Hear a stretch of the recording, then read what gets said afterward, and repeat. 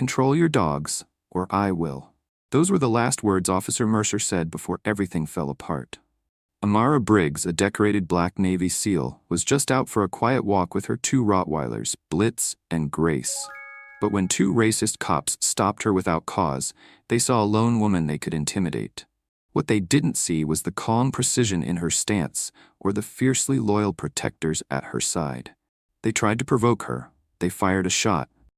They pushed too far. What happened next was captured on hidden footage the officers tried to delete.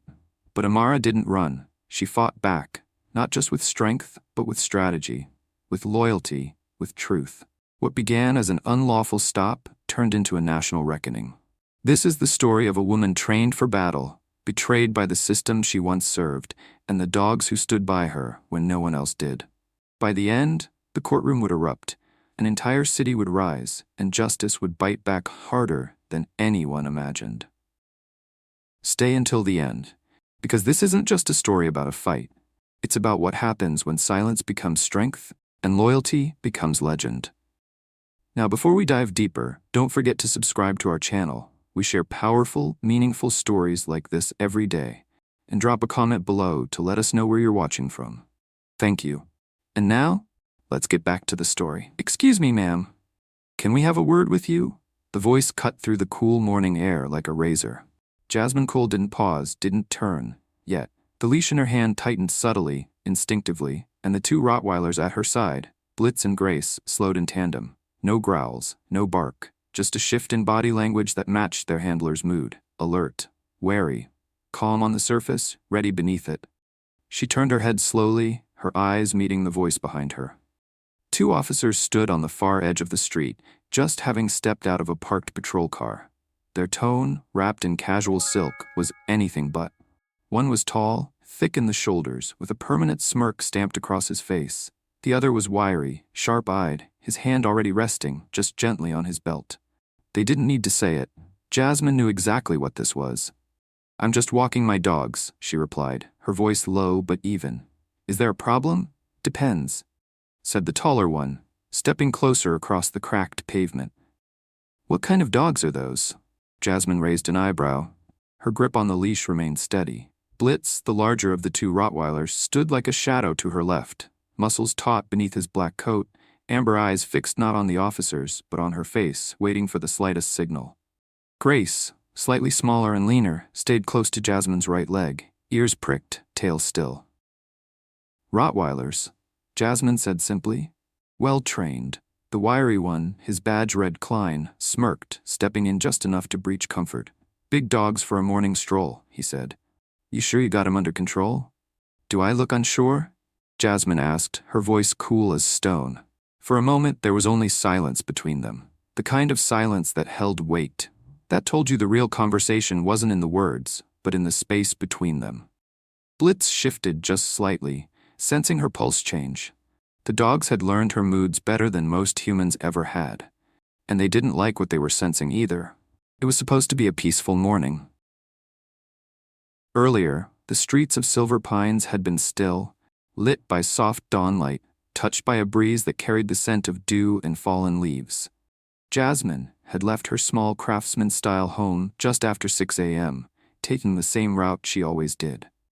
Past the community playground where the swings never moved. Past the white ranch house with the neighborhood watch sign and the man who always looked but never waved. This was supposed to be her sanctuary. Her peace after war. She had served 15 years in the Marines, deployed to deserts, mountains, and nightmares. She'd seen what people became when fear mixed with power. She had buried friends, walked away from explosions, been told to forget the things she saw. So a pair of overconfident officers? She wasn't scared, but she was careful. "You live around here?" Klein asked now, shifting his stance. "Yeah," she said, "for almost a year." The taller one, Mercer, his nameplate said, tilted his head studying her. "Haven't seen you before." "Doesn't mean I wasn't here." Blitz let out a slow, almost inaudible huff. Grace took a half-step forward. Jasmine gave the leash a gentle correction and the dogs settled, but the tension between the humans didn't. Mercer squinted toward the dogs.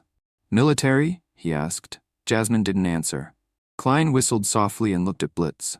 "Hey there, boy," he said, kneeling slightly, and extending a hand like he was calling a family pet. "Come here, big guy." Blitz didn't move, didn't blink. His gaze stayed locked forward. "Careful," Jasmine said. Her voice didn't rise, but it sliced through the space between them like a blade. "He doesn't like strangers reaching for him." Klein's eyes sparkled with amusement. "You mean he's aggressive?" "No," Jasmine said, her jaw tightening. "I mean he knows the difference between polite and predatory." The smirk disappeared for half a second. Mercer took another step in. "Ma'am," he said, voice suddenly more clipped, "we're just trying to make sure everything's safe in the neighborhood. You understand?" "Do I look unsafe?" Mercer ignored the question. "We've had some reports of unusual activity lately, people walking around where they don't belong." Jasmine raised her eyebrows. "Is walking a crime now?" "It is if your dogs attack someone," Klein said, the threat now fully out in the open. She had seen this playbook before, first the soft inquiry, the false smiles, the patronizing tone. Then, when you didn't shrink or stutter, the subtle threat, the shift in posture, the hand that drifts closer to the gun. She'd seen it in war zones, she'd seen it in boardrooms, and now she was seeing it in her own neighborhood. Mercer's hand was on his holster now.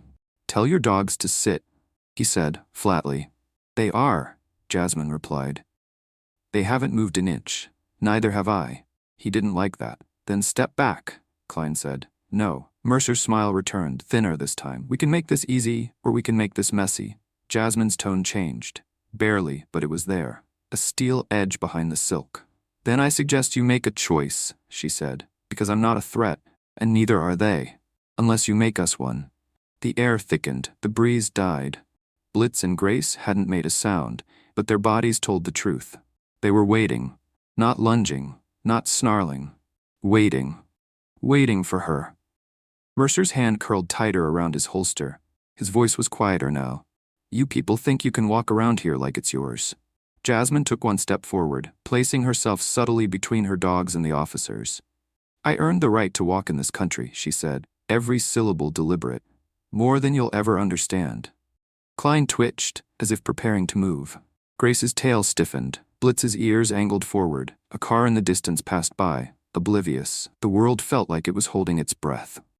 And then, suddenly, the radio clipped to Klein's shoulder crackled to life with a burst of static. A dispatcher's voice murmured a code in the background. Both officers hesitated. That single second of pause was everything Jasmine needed. She moved her hands slowly. "I'm gonna walk away now," she said. "You can follow, or you can think about why you stopped me in the first place." Mercer hesitated, but Jasmine didn't wait. She turned and walked. Blitz and Grace fell into step beside her, perfectly in sync. Regal, steady, unapologetically present. Behind her, no orders were shouted, no footsteps followed. Not today. But Jasmine knew enough to know this wasn't the end. This was the beginning. Jasmine didn't look back. She didn't need to. The heat of their stares lingered on her spine like a sun she refused to acknowledge. Her feet moved steady across the uneven sidewalk, boots crunching over the bits of gravel that had scattered during last week's storm. Her grip on the leashes had loosened slightly, but her pulse hadn't yet calmed. Blitz, ever the sentinel, glanced behind once with a slow, deliberate turn of the head. Then his amber eyes scanned forward again. Grace stayed closer than usual, pressing her body gently to Jasmine's thigh, as if to reassure her she wasn't alone in the silence that followed. Jasmine exhaled through her nose and murmured, "Good. Not for them. For her dogs. For holding the line when the world demanded fear." The sun hadn't fully risen yet, but the soft light of early morning gave everything a golden tint. A neighbor across the street was adjusting her sprinkler system, and a few joggers passed without so much as a glance in Jasmine's direction. Just an ordinary day in Silver Pines. A manicured town of tidy lawns, homeowners associations, and the unspoken understanding of who belongs. She passed a brick mailbox with an American flag sticker peeling at the edges. She didn't flinch when it snapped in the breeze. But she remembered the look in Mercer's eyes, how quickly his community tone had curdled when she refused to obey. She recognized it too well. Men like that, behind uniforms or not, always thought resistance was disrespect. And for a black woman with military training and 2 massive Rottweilers, they didn't see her as someone who earned her freedom. They saw her as someone who had stepped out of line. A flicker of movement caught her peripheral vision. She turned her head, just slightly, and saw it. The patrol car. Same one. Same officers. Crawling down the street in the opposite direction now, on her side this time. The windows were up, but she could still feel their gaze like a laser across her skin. Blitz stiffened. Grace let out a low, breathy huff. "They're testing us," she whispered. "Don't give them what they want." Her voice was more for herself than the dogs. The car passed slowly. Mercer was behind the wheel, his eyes hidden behind sunglasses, expression unreadable. Klein turned slightly, peering at her through the passenger window. A slow smirk tugged at the corner of his mouth, as if to say we're not finished. Then the cruiser rolled on. No lights, no sirens, no confrontation, just the oily residue of tension in their wake. Jasmine walked another block before she stopped. Her foot landed in a soft patch of dirt beside a crooked sidewalk sign warning of tree roots. Blitz paused beside her, head swiveling. Grace sat down automatically, eyes scanning the open cul-de-sac ahead. "All right," she said softly. "Let's take the long way." She turned down a side street, one she hadn't planned to use today, leading deeper into the older part of the neighborhood. It was quieter here. Fewer manicured lawns, more chain-link fences, and mismatched mailboxes. The houses were still nice, still standing proud, but the veneer of uniformity had worn off. And that Jasmine liked. Blitz trotted ahead slightly, nose lowered, tail still. Grace stayed right, watching shadows, stopping every so often to glance behind them. The patrol car didn't return, but something else hung in the air. Jasmine could feel it. That strange quiet, the silence that comes after a storm has passed, but before the next one starts. She reached down, unhooking the dual leash clip so that Blitz and Grace were on separate tethers. It gave them more mobility. She hadn't done that in weeks, a subtle shift in tactics, just in case. As they turned the corner near the local dog park, Jasmine noticed a rusted-out pickup truck parked on the edge of the street, engine off but clearly occupied. The windows were tinted, nothing illegal, nothing to react to. But her instincts filed it away. She used to work overseas where details meant life or death. A window slightly too low, a figure walking the wrong rhythm, a truck with 4 tires but only 3 leaving tracks. You never stop scanning, you just learn to hide it. She let her fingers brush the hidden pouch in her jacket, where her phone sat securely zipped next to a compact emergency whistle and a folded slip of paper with her brother's contact. Marcus, the only one who truly understood what she had brought home with her. Jasmine kept walking, nodding at a passing couple. The woman nodded back. The man tightened his hold on their golden retriever and stepped off the path. She didn't say anything. Didn't need to. Let them keep their fear. Let them clutch their leashes tighter and glance at her like she was the one who needed restraint. Blitz paused suddenly. His broad body went rigid, nose lifted slightly. Grace mirrored him, her tail dipping low, the fur on her back rising in barely visible waves. Jasmine stopped cold. "What is it?" she murmured. The Rottweilers didn't bark. They didn't growl, but they shifted their stances, slow, sure, watching, listening, reading. A sound came from behind, a car door opening. Then another. Voices. Familiar cadence. The false friendliness of Mercer's tone rose like a bad memory being replayed. "Didn't think we'd catch you again this early," Mercer called out. Jasmine didn't move. She didn't turn. She kept her hands down, shoulders loose, but she felt her heart hammer once, then steady again. Grace stepped in closer. Klein's voice followed. "You're a hard woman to pin down." Jasmine turned slowly. "Then maybe take the hint," she said. They were out of the cruiser now, crossing the grass diagonally instead of approaching from the sidewalk. Tactical positioning. She saw it instantly. Mercer hung back slightly, dominant but watchful. Klein advanced with a subtle curve in his path, boxing her in. The leash tightened slightly in her fingers. "We're just checking in," Mercer said. "You seemed tense earlier." Jasmine's eyes narrowed. "Tense is what happens when I get stalked by law enforcement." Klein chuckled. "Let's not use words like stalked. That's a little dramatic." Blitz growled once, a short, low warning. Not a bark, not a threat, just a statement. Jasmine didn't speak. She let Blitz speak for her. "You know, big dogs like that," Klein said, reaching into his back pocket and pulling out a crumpled snack bar. "You ever worry what might happen if they decided to snap?" Grace growled now, deeper, louder. Klein stopped walking. "Relax," he said, holding up his hand. "It's just a treat." Put it away, Jasmine said, voice ice. Why? He grinned. You scared they're gonna bite? No, she said. I'm scared you're gonna do something stupid. Mercer finally stepped in. We're going to need to ask you a few more questions. For the record, there have been complaints. What complaints? Disturbance, aggressive animals, suspicious behavior. From who? Mercer didn't answer. Because there was no who. There was only them. There always had been. Grace was ready. Blitz was focused. The wind shifted, and with it, Jasmine's resolve hardened. She had walked into that morning with the hope of peace, but peace was never free.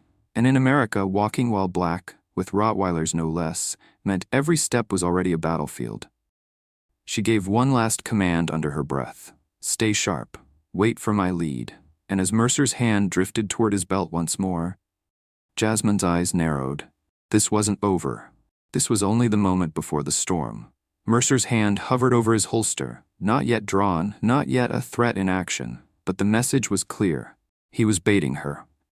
Jasmine saw it before it happened, not just in the stillness of the street, but in the way his stance shifted, in the twitch of his fingers, in the empty street behind them where no witnesses stood, no cameras blinked. Just a narrow patch of cracked sidewalk and morning air thick with unspoken history. You need to get those dogs under control, Mercer said, his voice low, teeth barely unclenching. They're under control, Jasmine replied, steel in her voice. You're the problem. Klein took a step forward. He wasn't smiling anymore. We don't need this to get messy. Then back off, Jasmine said. Right now. Blitz growled. Grace's entire body went taut, shoulders lifted, head down, eyes locked on the officers. No barking, just complete focus. She was no longer calm. She was coiled, like a spring waiting for a command. Klein reached again. Easy, boy, he said, holding out that same half-eaten snack bar like a trophy. Come on, just trying to say hello. I said back off. Jasmine repeated. Mercer's tone dropped into something darker. Ma'am, your dog's showing aggression. That gives us the right to neutralize a threat. They're responding to you, she said, her jaw tightening. The threat is standing in front of me, not beside me. Klein's lip curled. So this is how it's gonna be. And then, like it was all part of the script, the moment shattered. A sharp whistle burst through the air. Klein's hand moved, too fast, too aggressive. Blitz surged forward, restrained only by the leash in Jasmine's hand. His bark exploded like thunder, deep and echoing, shaking the silence. Gun, Mercer yelled, yanking his sidearm without hesitation. And then, bang.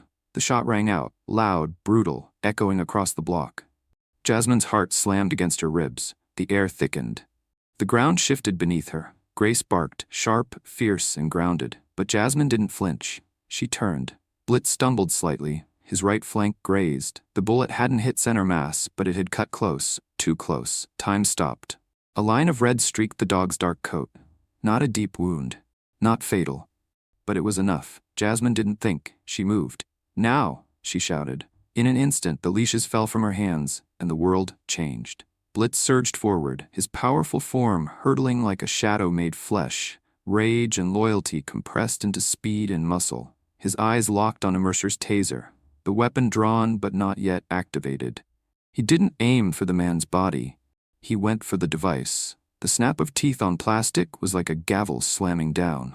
Mercer yelped and stumbled back as the taser was yanked from his grip and flung across the sidewalk. Grace, smaller but faster, bolted toward Klein, circling his right flank. The officer fumbled, slipping on loose gravel, and she slammed into his knee, barking with furious precision. Jasmine rushed forward, closing the distance with purpose. She had no weapons, but she didn't need one. Klein reached for his belt. Jasmine was faster. She slammed her forearm into his wrist, then twisted, hard, just like she'd been taught in close-quarters combat. His hand opened reflexively, and his gun dropped with a clatter. Crack. Her elbow met his jaw in a clean, brutal arc. His head jerked sideways, and he fell to his knees. Mercer turned, unbalanced. Blitz had cornered him against the squad car. He reached for his baton. Too late. Jasmine tackled him, shoulder first, driving him into the vehicle's door. The side mirror snapped off with the impact. Stay down, she barked, grabbing the front of his vest and slamming him down to the ground. Mercer flailed, but Blitz planted himself across his legs, teeth bared in a snarl so deep it felt ancient. Grace growled, pacing between the two men, every step synced with Jasmine's breathing. No backup had arrived. No cameras had turned on, no one was coming, and for a full 10 seconds, no one moved. Just Jasmine, her Rottweilers, and 2 stunned officers blinking up at the woman they'd tried to control. Jasmine's hands moved fast. She yanked Mercer's body cam from his vest, hard, detaching the clip and slipping it into her pocket. "This didn't go how you thought, did it?" she said, breath steady despite the adrenaline hammering through her chest. Klein groaned, coughing beside the curb. Grace stood over him now, head low, eyes narrow. The warning was unmistakable. "Move, and you'll regret it." Mercer looked up, blood pooling at the corner of his lip, confusion and humiliation seeping through his expression. "You assaulted law enforcement," he hissed. "No," Jasmine said. "I defended myself, and I have everything I need to prove it."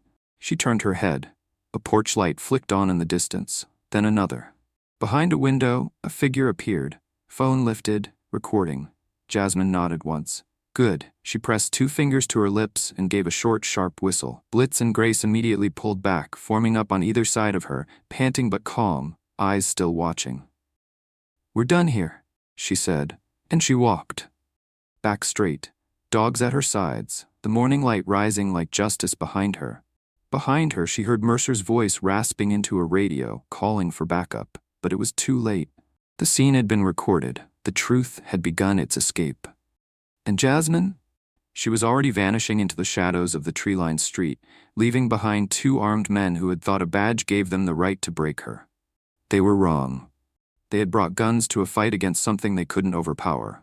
Discipline, courage, and 2 Rottweilers trained to protect what the world tried to erase. The woods swallowed her. Branches bent with dew, leaves crackled underfoot. Her boots moved swiftly over uneven ground, each step measured, deliberate but urgent. The morning sun filtered through a wall of pine, casting long shadows across the forest floor. Jasmine didn't look back. She didn't have to. Behind her, Blitz moved like a phantom, his injury light but not forgotten. His stride was slower than usual, his right side damp with a line of dried blood. Still, he pressed on without hesitation. Grace kept tight to Jasmine's side, constantly glancing at her partner, watching his pace with concern only another soldier would recognize. They'd trained together, fought together, survived together. Now, once again, they were retreating. But not out of fear, out of strategy. Because Jasmine knew how this played out. She had lived long enough in systems that rewarded aggression and punished dignity. Mercer and Klein weren't going to report what really happened. They'd spin it, edit the footage, say she attacked first, say the dogs lunged without warning, say she was unhinged, aggressive, dangerous, and in Silver Pines, where black veterans with Rottweilers were already out of place, who would question the narrative? Unless she moved fast. Unless she documented everything before they could erase her. The cabin appeared like a ghost at the edge of the ridge, tucked deep in a ravine, shielded by rows of thick timber and wild underbrush. It was old, weather-worn. The porch sagged in one corner. Ivy curled over its side, but Jasmine had found it months ago during one of her solo hikes. It wasn't much, but it was shelter, solitude, sanctuary. She pushed the door open with her shoulder, the creak of the hinges echoing like a voice in a cathedral. Inside, dust, silence, and still air. An overturned chair in the corner. A table with one leg shorter than the others. A cot draped in an old army blanket she had left on a previous visit. Blitz entered first, his massive head sweeping side to side as he scanned the shadows. Grace followed, then turned back and looked up at Jasmine. "We're safe," Jasmine whispered, closing the door behind her. "For now." She dropped her bag to the floor and sank down beside it, chest rising and falling in silent rhythm. She could still hear the gunshot, still see Blitz stumble, still feel the weight of her own restraint. She should have disarmed them harder. She should have recorded more. She should have... But should didn't matter. Proof did. She unzipped the front pocket of her bag and pulled out the small black body cam she'd torn from Mercer's vest, still warm from the heat of his chest. Still blinking faintly. Jasmine turned it off, slid open the panel, and pulled the memory card. She reached for her emergency comms kit, an old military-grade tablet, still encrypted, still off-grid. As it booted, she turned to the Rottweilers. Blitz had finally laid down, panting softly. His wound was superficial, but it needed cleaning. Grace sat beside him, eyes flicking from Jasmine to the door. "Hang in there, big guy. Jasmine said gently. We've seen worse, haven't we? She opened her first aid pouch and went to work.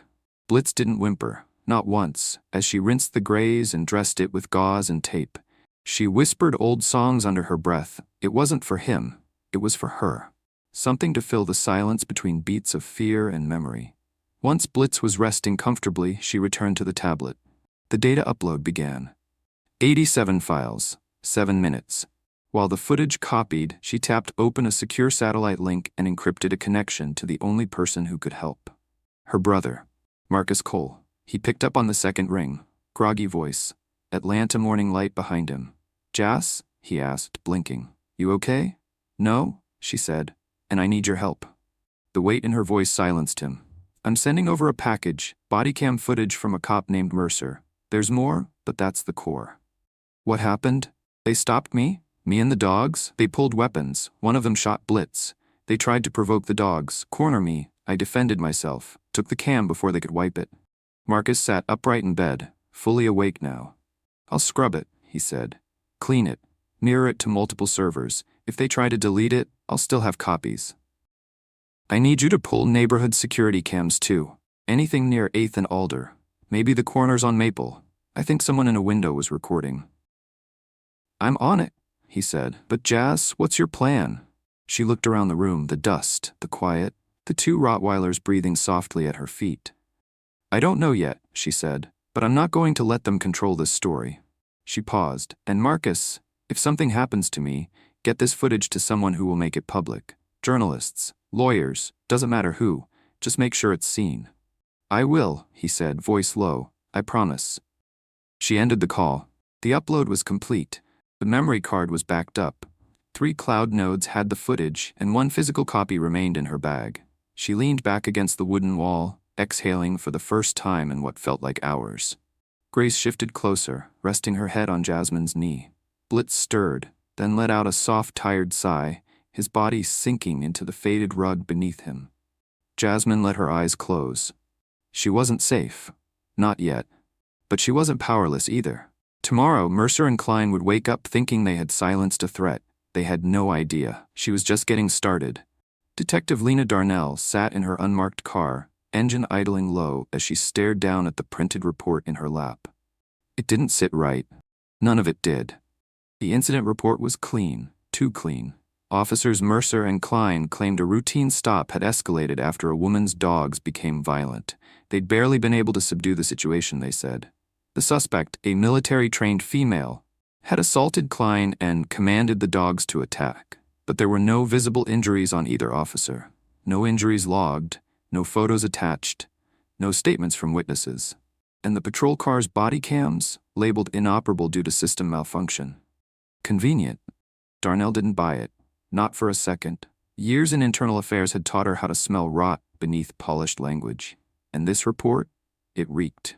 Phrases like dog-related aggression, justified weapon display, and suspect's threatening demeanor were all just red flags dressed in uniform. She tapped her pen against the edge of the steering wheel, her mind turning over the possibilities. If this woman was who the officers claimed, a highly trained veteran, disciplined, calm under pressure, why would she lash out during a walk? Why would she risk everything? She wouldn't, unless someone made her. Darnell glanced up. She'd parked near the neighborhood described in the report, just outside Silver Pines. Quiet street. No traffic. The kind of suburb that liked to pretend it didn't have problems, even as it buried them under manicured lawns and gated smiles. She stepped out of the car and walked slowly along the sidewalk, her plain clothes allowing her to blend in. She passed a cracked section of curb, a leaning mailbox. Then she saw it. A faint smear of blood on the concrete. Too dry to be fresh, too vivid to be missed. She crouched and studied it. Human? Probably not. Too low, too wide. A large dog, injured. Next to the blood, a plastic clip from a standard police body cam, unreported, unlogged, evidence discarded. Darnell's jaw tightened. She stood and scanned the street. Her eyes settled on a modest white house with a porch light still on, even in daylight. Above the porch, a small security camera pointed directly at the street. Still intact. Still recording, if no one had tampered with it. She made a note. Then, as she turned to head back to her car, her phone buzzed. A secure text. Unknown source, but the digital signature was familiar. Encrypted message. Body cam footage exists. Mercer lied. Don't trust internal systems. Watch this. MC. Attached, a single video file. Darnell hesitated only a moment before opening it. The screen filled with grainy footage. Mercer and Klein standing in the street. A black woman with 2 Rottweilers walking calmly. Polite at first. Then Mercer reached for his weapon. Klein leaned in too close. The woman didn't flinch. The dogs didn't bark. Until they were provoked. Until Klein snapped the snack bar. Until Mercer raised his gun and fired. The Rottweiler yelped, and then the fight began. Darnell sat down heavily on the hood of her car, eyes fixed on the screen, the footage playing out like a slow-motion train wreck. Everything the officers had reported was a lie. The woman hadn't attacked. She had defended, calm, measured, tactical. Her dogs had responded to clear threats. The officers had escalated the entire encounter. By the end of the video, Darnell's heart was pounding. She knew this would get buried. The department had buried worse. But this time, someone had the truth, and they were already moving to get it out. She pulled up her contact list and hit the number she rarely used. The voice on the other end was gruff, cautious. Internal Affairs, Agent Hayes. "This is Darnell," she said. "I need access to Mercer's service file. I think we've got a sleeper in the department." "A what?" "A fake. Someone with a background that doesn't line up. Transfers don't make sense. Files too perfect." A pause. Then Hayes asked, "You have proof?" "I've got enough to start digging," she said. "And someone just sent me a body cam Mercer claimed didn't exist." "I'll run the file," Hayes said, "but tread lightly. If he's got friends in high places." "I'm not worried about friends," Darnell replied, eyes narrowing. "I'm worried about the damage he's done." She ended the call and sat in silence for a moment. Then she opened a new secure email. She typed quickly. "To MC subject, we're not alone. Message, I've seen the footage. I believe her. Stay offline. I'll come to you." Darnell, she hit send. If Marcus had the footage, that meant the woman was still out there. And if she was alive, Darnell needed to find her before Mercer did. Because something told her Mercer wasn't done. Not even close. Meanwhile, miles away, inside the cabin, Jasmine sat beside Blitz, stroking his head as he slept. Grace lay curled near the door, ever vigilant. The quiet was heavy. Her arm ached from the fight. Her side throbbed with a bruise she hadn't noticed until the adrenaline wore off. But she had done what she had to do. She wasn't going to be their victim. Not again. Her burner phone buzzed once. A message.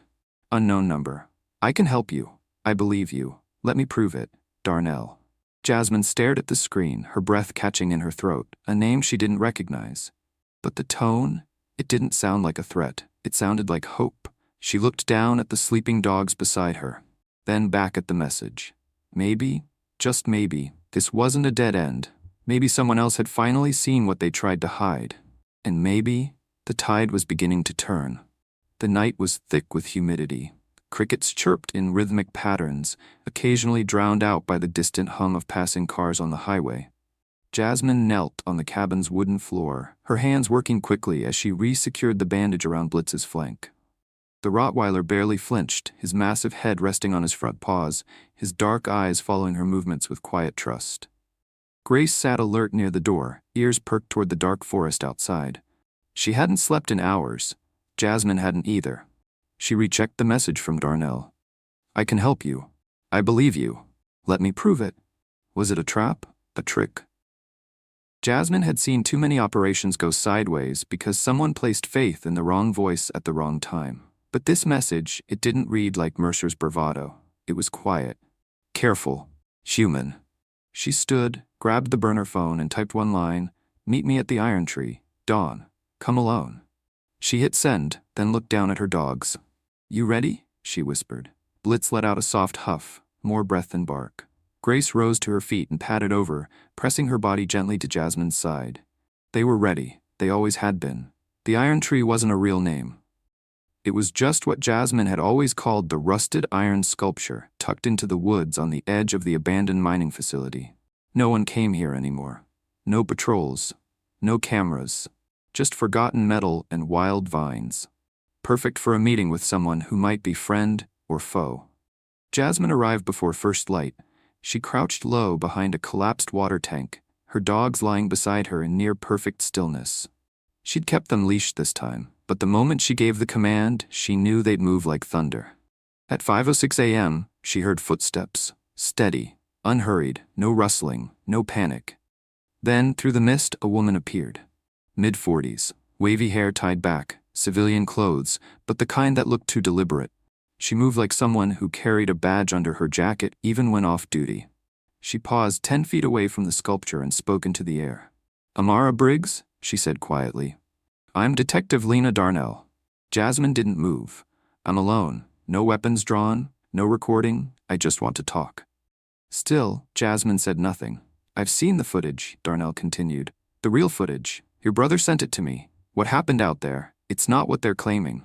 Only then did Jasmine step out from the shadows. Blitz and Grace stayed at her side, silent and powerful. Darnell's eyes didn't widen. She didn't flinch. She simply took a slow breath. "Those two," she said, nodding toward the dogs, "are magnificent." "They were going to kill them," Jasmine said, voice flat. "I know," Darnell replied. "And I know what Mercer is. I've been following breadcrumbs for months, but nothing stuck, until now." Jasmine studied her. "Why are you here?" "Because I don't believe in covering up crimes just because someone wears the same badge as me," Darnell said. "And because Mercer isn't just a bad cop, he's a plant." Jasmine's eyes narrowed. "Explain." Darnell stepped forward cautiously. "His file is fabricated. Transfer history doesn't hold. No original Academy records. His ID was likely created after a failed Black Ops mission overseas, your last mission." Jasmine's spine stiffened. "How do you know about that?" "Because the intel your team brought home exposed a covert unit, one operating outside the law. Mercer wasn't just burned. He was erased, and someone let him crawl back in through the back door, wearing a badge." Jasmine's mind flashed back to that final op. The encrypted drive, the civilian names, the cargo drop that never made it to base. All this time, it had been him? "He's hunting me," she said. "Not because of the dogs, not because of the patrol stop. He wants to erase the one person who tied the thread." Darnell nodded. "And he doesn't care who he hurts to do it." Jasmine felt the full weight of the moment settle on her shoulders. "So what now?" "We take him down," Darnell said. "I've compiled everything we need, financial records, phone logs, and with your footage, we can go public, but we'll need more." "You're asking me to go back in," Jasmine said. "I'm asking you to finish what he started," Darnell replied. This time, with the world watching. A long silence passed. Then Jasmine looked down at Blitz and Grace. "They deserve better," she whispered. "We all do." She lifted her gaze, her voice sharpened. "Let's do it." Darnell cracked the first hint of a smile. "We've got a long night ahead of us." Jasmine turned back to the woods, her silhouette merging with the gray light of early morning. No more hiding. No more running. This was war now. But this time she wasn't alone. And this time, the truth had teeth. The basement of the safe house was cold, damp, and lit only by a single flickering bulb, but it buzzed with a quiet electricity. Papers were strewn across a folding table. A corkboard hung on the concrete wall, filled with maps, photos, red strings. Jasmine stood over it, eyes scanning the network of names. Darnell paced nearby, a tablet in hand, reading from an encrypted message. "Mercer's off-grid," she said. "Since your encounter, he's stopped using city channels. No reports filed. No statements logged. Internal comms say he's on leave." Jasmine's mouth tightened. "He's erasing the trail, again." "He's preparing for something," Darnell said. "But we've got a window, 48 hours, maybe less." Across the room, Blitz and Grace rested near the far wall. Even in rest, their ears twitched, their bodies alert. Jasmine had reinforced their harnesses with small GoPro cameras, provided by Curtis, her old gear technician, wired to a private uplink. Every move they made would now be recorded, every threat documented. No more silencing the truth. Gina, Jasmine's sister, sat at a second workstation typing furiously. "I'm in," she muttered. "Mercer's financials were scrubbed, but not completely. There's a pattern of payments, small, irregular transfers, from an account tied to a dummy LLC in Langley. That's not city money." "That's his old life resurfacing," Darnell murmured. "And look at this," Gina continued, spinning the monitor. 3 weeks ago, Mercer requested a bulk shipment of non-lethal tactical gear. Stun guns, sedatives, restraints, not standard issue. He was preparing a covert snatch. Jasmine leaned in. "For who?" Gina's voice softened. "You." Or anyone close to you, probably me too. The room was quiet for a beat. Then Jasmine straightened. He won't get the chance. That night, they moved. Darnell had secured blueprints to the precinct, every blind spot, every unsecured server, and most importantly the evidence locker that Mercer had likely tampered with to hide the body cam footage. They would break in. Not to steal, but to restore. Restore the truth. Restore the video. Restore the chain of custody that Mercer thought he had destroyed. It was a reverse extraction mission. The kind Jasmine had run a dozen times overseas. Only this time, the enemy wore badges, and the prize was justice. She moved through the precinct's underbelly like smoke. Blitz and Grace flanked her, steps silent, forms wrapped in shadows. Darnell, monitoring from the outside van, whispered through the earpiece, "You're clear to Corridor B. Next patrol sweeps in 4 minutes. Stick to the north wall and move fast." Jasmine didn't reply. She didn't need to. She slid along the wall, motioning the dogs forward. Grace led the way, nose low, tail straight, her small head weaving like a scanner. Blitz stayed close to Jasmine's side, limping slightly still but determined. They reached the server room. Jasmine pulled the hacked fob from her pocket, gifted by Gina, patched into a backdoor admin port. She swiped. The lock clicked. The door opened. Inside, the temperature dropped. Rows of humming servers. A small security terminal at the far end. Jasmine moved straight to it, slid in the drive, waited. Uploading body cam footage, restoring digital integrity tags, decrypting timestamp logs. Every ping, every percentage bar, every flicker of the screen was a blow to Mercer's cover. They weren't just exposing the truth, they were reconstructing the digital scaffolding of every lie he had built. "Status?" Darnell asked in her ear. 70%, Jasmine whispered. 2 minutes to finish. Then a new voice broke through the earpiece. "Gina, Tango inbound." Jasmine's blood chilled. "Who?" "I'm checking camera loop now," Gina said. "It's Mercer. He's back, and he's coming toward evidence recovery." Jasmine cursed under her breath. She looked at Blitz and Grace. They were already on alert, Grace growling low, Blitz's body stiff, ears pulled back. "How long do I have?" Jasmine asked. "Maybe 90 seconds, Gina said. "He's not alone." Darnell jumped in. "Pull the drive and go. Now." "No," Jasmine said firmly. "If I pull it, we lose everything we've rebuilt. I can hold him off." "Amara, you said we finish this," she said. "We finish it." She turned and crouched beside the dogs. Blitz, guard position. Grace, watch left flank. They moved instantly.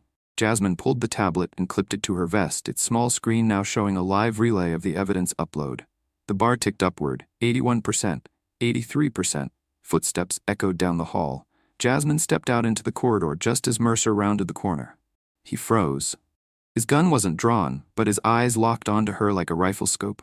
"Well," he said slowly, "you just don't know when to quit." Behind him, 2 other officers stiffened. One looked uncertain. The other kept his eyes low. "I could say the same to you," Jasmine said. Mercer smirked. "You stole from us, assaulted my officers. You're a fugitive, Briggs. This isn't a war zone anymore." "No," she said. "It's worse. Because at least in a war zone we knew who the enemy was." Grace stepped out beside her, growling. Mercer's smirk vanished. "You brought those mutts again?" He spat. "You think I'm afraid of—" "I don't think," Jasmine interrupted. "I know." She stepped forward. Mercer's hand twitched toward his weapon, but he wasn't fast enough. Blitz launched. The Rottweiler hit him full force, sending him stumbling backward into the hallway wall. Jasmine moved with him, hand grabbing his wrist, twisting his sidearm free. The officers behind him stepped forward, but Grace was already between them, barking sharp and vicious, fangs flashing. "Back off," Jasmine shouted. "You want to shoot a decorated vet and her dogs on live relay? Be my guest. You're already being recorded." She held up the tablet. The upload ticked to 95%. Mercer groaned, pinned by Blitz, arm twisted behind him. "You have no idea what you've done," he hissed. "You just signed your own." "Sentence?" Jasmine said. "No, I signed yours." 100%. A soft ping filled her earpiece. Gina's voice. "It's done. Upload complete. Archived in 6 locations. Press outlets notified. Public file goes live in 20 minutes. Darnell's voice followed. "Time to go." Jasmine looked down at Mercer, then at the stunned officers. "Call your lawyers," she said. "You're going to need them." She whistled once, sharp. Blitz and Grace fell back. Jasmine vanished into the dark, and this time she wasn't running. She was leading the hunt. The sun had barely risen when the city's rhythm shifted. It started with a single news alert, then 5. Then a flood. Breaking body cam footage leaked in police brutality case. Watch, decorated Navy veteran defends herself after officers open fire on her dogs. Former Black Ops agent exposed as dirty cop operating under false identity. Social media lit up like a wildfire. By 7:03 a.m., the video had already been clipped, subtitled, and translated into 3 languages. On Facebook, hashtags trended with lightning speed. Justice for Jasmine Mercer exposed, Blitz and Grace. The footage spoke for itself. There was no editing, no voiceover needed. A black woman walking calmly with her 2 Rottweilers. 2 white officers stopping her without cause. The escalation, the provocation, the gunshot, and then her defense. Measured, reluctant, tactical. And the dogs not beasts, not weapons, protectors. The world saw what Mercer never thought it would. Not a criminal, not a threat, but a soldier, a survivor, a woman who refused to die silently.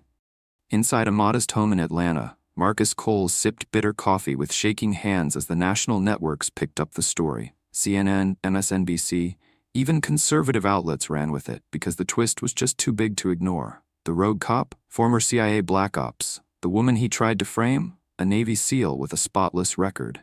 And the dogs? Trained rescue canines, former service animals, not one incident on file. Marcus set down the cup and smiled faintly. They didn't just wake the wrong woman, he murmured. They woke the country. In the city center, the mood changed fast. By noon, small groups had gathered outside the precinct. Journalists, activists, bystanders with phones. They didn't chant or shout, they just stood there, waiting, watching. Inside, chaos. Captain Mercer had been placed on immediate administrative leave, a fancy phrase for "we're panicking." Internal affairs was flooded with interview requests. Public relations couldn't keep up. And in a back hallway, Detective Darnell walked straight into the lion's den. The chief of police stood with a dozen other brass, his face flushed with tension. "You went behind my back," he said to her. "No," Darnell replied coolly. "I followed the evidence." "You leaked footage that wasn't even processed. It was deleted. That's not a clerical error. That's obstruction." The chief's jaw clenched. "This is going to wreck us." Darnell didn't blink. "No, covering it up would have wrecked us." Another voice piped up, a deputy chief. "She's right. The public's with her. Look at the numbers. Look at the response. People don't want silence anymore." The chief looked around, realizing for the first time he was outnumbered. Darnell pulled out a thin folder and placed it on the table. "Then make it official," she said. "Charge him." Meanwhile, Jasmine stood in a borrowed safe house on the edge of town, a fresh bandage on her arm, her uniform cleaned and pressed for the first time in weeks. She didn't want attention. She didn't want cameras. But this was no longer about her. Blitz lay at her feet, his wound healing well, his breathing steady. Grace curled near the door, her tail twitching slightly at every noise outside. Gina sat on the couch beside her, laptop open, streaming the public statement Darnell was about to give. Jasmine hadn't touched her coffee. She couldn't. "I thought it would feel better," she whispered. Gina looked up. "You exposed him." "I know," Jasmine said, "but this isn't just about one man. It's about a system that let him in and helped him hide. They'd rather bury truth than question their own." Gina reached over and squeezed her hand. "They'll question it now." Just then, the screen changed. Darnell stepped to a podium, her voice clear, calm, measured, just like Jasmine's had been on that sidewalk. "This department has failed," she began. "We allowed an imposter into our ranks, a man with a violent past operating under a fabricated identity who nearly cost an innocent woman and 2 innocent animals their lives." Cameras clicked, reporters scribbled. "The public deserves the truth, and that starts now." She held up a badge. Captain Mercer's. Effective immediately, John Mercer is under arrest and facing multiple federal charges, including falsifying public records, assault with a deadly weapon, and obstruction of justice. Gasps. Flashes. But Darnell wasn't done. "This isn't just about one officer. We are opening a full audit of personnel files and protocols, and we're partnering with outside agencies to ensure transparency moving forward." Then she paused. "And lastly," she said, "I want to publicly thank Amara Briggs, a woman who showed more restraint, discipline, and courage in 10 minutes than most officers do in a lifetime. She protected herself and others when no one else would, and her actions sparked a reckoning long overdue." Gina looked over, Jasmine's eyes were glassy, not from pride, but from release. The weight was finally shifting. She stood and walked to the window. Blitz followed, standing at her side like a statue of muscle and loyalty. Grace joined a second later, leaning lightly into Jasmine's leg. Outside, a few birds chirped. A breeze stirred the trees, and somewhere out there, the world was still spinning. But it had seen her now, and it wouldn't forget. The courtroom was silent. Every seat was filled. Reporters, attorneys, community leaders, and dozens of citizens who had followed every twist of the case now waited in breathless anticipation. The only sound was the soft creak of the wooden doors as they swung open, and Amara Briggs stepped inside. She wasn't in a uniform. No tactical gear, no body armor, just a simple, fitted navy blue suit and a presence that made the entire room sit straighter. Blitz and Grace walked beside her, each wearing a calm but alert demeanor. They had been cleared by the judge as service companions, a ruling handed down after the footage proved their extraordinary control and life-saving instincts. As she approached the front row, several spectators instinctively moved aside, offering her space not out of fear but respect. At the prosecution table, Captain Mercer sat in cuffs. No longer polished, no longer in control. His face was gaunt, his hair unkempt. He looked like a man who had lost the one thing that held him together, the illusion of power. On the other side sat Darnell, no longer just an investigator, but now an expert witness and key part of the state's case. As the judge entered, the room rose. Court was in session. The assistant district attorney began with a clean, direct opening. Your Honor, this is not merely a case of police misconduct. It is a case of systemic manipulation, weaponized authority, and attempted character assassination. The defendant, John Mercer, assumed a false identity, falsified internal records, and endangered the life of a civilian who had served this country with distinction. She paused, letting the weight settle. We will prove, beyond all doubt, that the incident on Larchwood Avenue was not an isolated encounter, but the final act of a long, calculated campaign of vengeance. Mercer's attorney objected, but the judge waved him down. Then the first piece of evidence played across the courtroom screen. The footage. Gasps echoed through the room. Some people audibly whispered, "Oh my God," as they watched Mercer fire the first shot at a dog before trying to draw on an unarmed woman. Then came the dog's reactions. Blitz defending, Grace shielding, Amara standing her ground but not attacking. Her voice on the video was calm, measured, commanding. She warned them, again and again. What followed was not chaos, it was choreography. And it wasn't war, it was restraint. The defense tried to spin it. She was a trained operative. She used that training to overwhelm 2 officers. But Darnell took the stand next. She used that training to avoid escalation. And the dogs, they didn't act until Mercer aimed a weapon. The prosecutor nodded. Were the body cam files intentionally deleted? Yes. Not corrupted, not glitched. Manually deleted from the internal server by someone with admin clearance, Mercer. The defense crumbled under cross-examination. The best they could do was paint Mercer as a patriot who had lost his way. But when Amara took the stand, everything changed. She spoke slowly, clearly, every word deliberate. I didn't want to fight that day, she said. I didn't want confrontation, I just wanted a walk. She looked toward the jury, but I was followed, confronted, provoked, and then blamed. She let the silence hang. I didn't fight to hurt anyone. I fought to stay alive, and to protect the only companions who've never judged me for my skin, my silence, or my scars. Blitz and Grace sat quietly behind her. One juror wiped their eyes. They weren't just trying to erase my life, Amara said. They were trying to erase the truth. That was the moment the courtroom shifted. Even the judge leaned forward, riveted. The defense declined to cross-examine. There was nothing left to argue. When the jury returned, it took less than 2 hours. The 4 persons stood, unfolding the paper with trembling hands. On the count of falsifying official records, guilty. On the count of aggravated assault with a deadly weapon, guilty. On the count of obstruction of justice, guilty. On the count of unlawful use of force, guilty. And when it came to the final charge, attempted murder, guilty. The words hit like a thunderclap. Mercer's head slumped. There was no rage, no protest, just collapse. Outside, the crowd erupted into cheers, not for vengeance, but for vindication. Jasmine, Amara stepped down the courthouse steps flanked by her dogs, reporters flashing cameras, microphones thrust forward. One asked, "What do you want people to remember about this case?" Amara paused, then looked directly into the camera. That silence isn't the same as surrender. That calm isn't the same as weakness. And that when the truth is hunted long enough, it learns to bite back. She gave a small nod and kept walking, Grace at her side, Blitz leading the way. The war wasn't over, but the battlefield had changed, and this time it was hers. 6 weeks had passed since the verdict. Captain John Mercer was now inmate 63278, awaiting federal sentencing in a maximum security detention center, his smirk erased by orange jumpsuits and unflinching walls.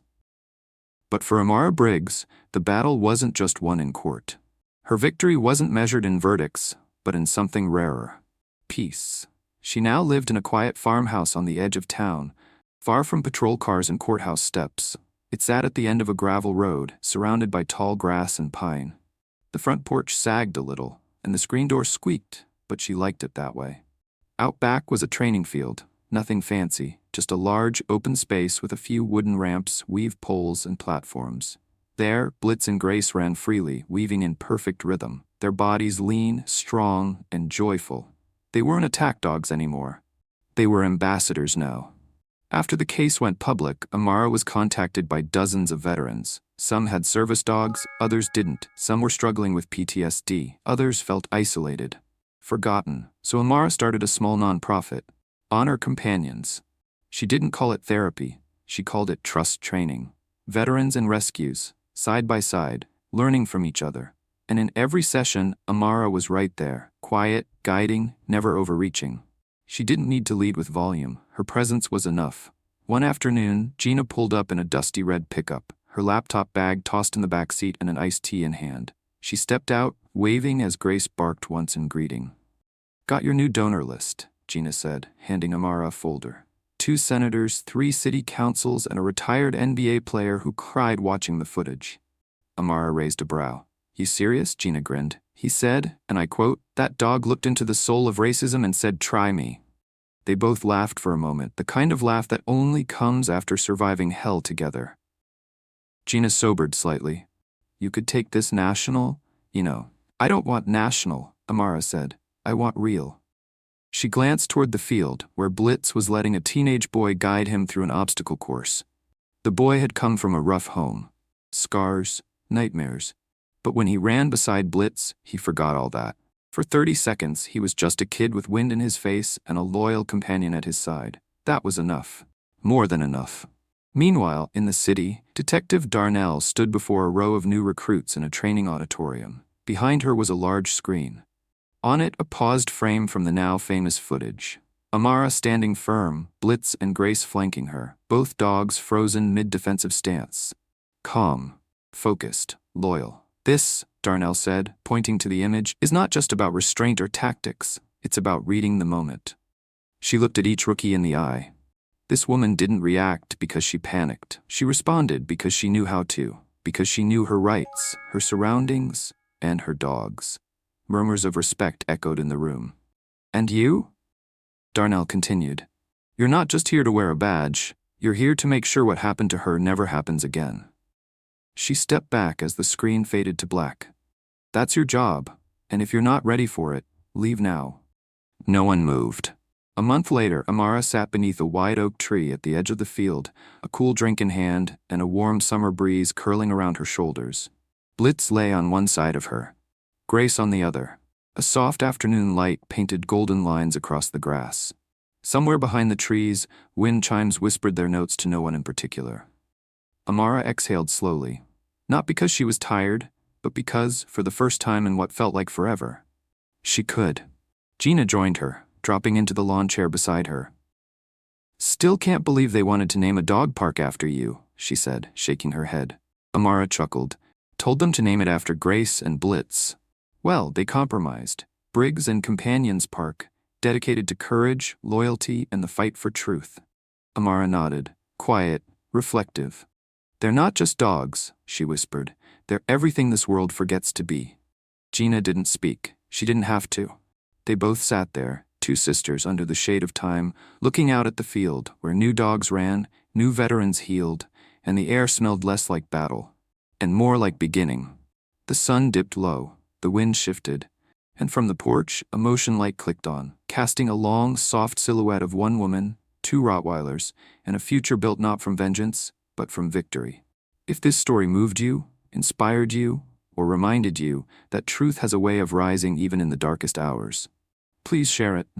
Let the world know we're not just telling stories, we're honoring real strength. Subscribe for more powerful narratives, and never forget, silence isn't weakness, stillness isn't surrender, and sometimes, justice wears 4 legs and a leash.